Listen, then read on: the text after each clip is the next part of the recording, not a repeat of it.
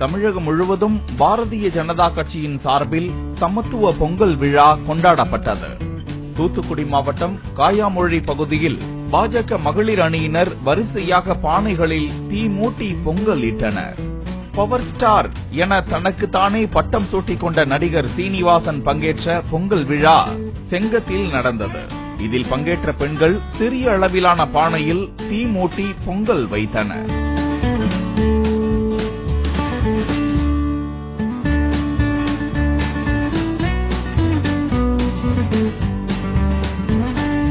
இந்த நிலையில் மதுரையில் நடிகை குஷ்புவை அழைத்து பொங்கல் விழா கொண்டாடிய பாஜக மகளிர் அணியினர் ஒரே ஒரு பானையில் மட்டும் நிஜமாக பொங்கல் வைத்தனர். மற்றபடி அந்த இடத்தை சுற்றி மண்பானையில் பஞ்சு வைத்து பால் பொங்குவது போல டம்மியாக செட்டப் செய்து வைத்திருந்தனர். செய்தியாளர்கள் படம் பிடிப்பதை பார்த்ததும் உண்மையாகவே தீமூட்டி பொங்கல் இடுவது போல அந்த செட்டப் பானை அருகில் அமர்ந்து பொங்கல் இடுவது போல மகளிர் அணியினர் நடித்தனர். அதற்கு முன்பாக பாரம்பரிய முறைப்படி பொங்கல் இடுவதை போல காட்டிக் கொள்வதற்காக பாக்கெட்டில் இருந்த மஞ்சள் பொடியை அம்மியில் கொட்டி அரைக்க வைத்த அட்ராசிட்டியும் அரங்கேறியது.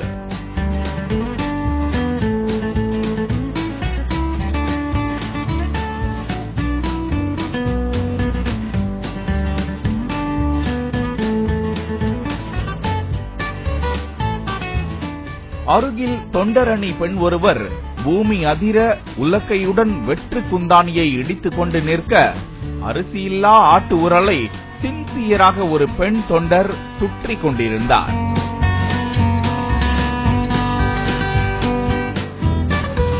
மற்றவர்கள் கூட புகைப்படம் எடுத்து முடித்தவுடன் தங்கள் ஆக்டிங்கை நிறுத்திக் கொள்ள மஞ்சள் பொடியை அம்மியில் கொட்டி அரைத்த அந்த பெண் தொண்டரோ இடைநில்லா பேருந்து போல வேற லெவல் பெர்ஃபார்மன்ஸ்.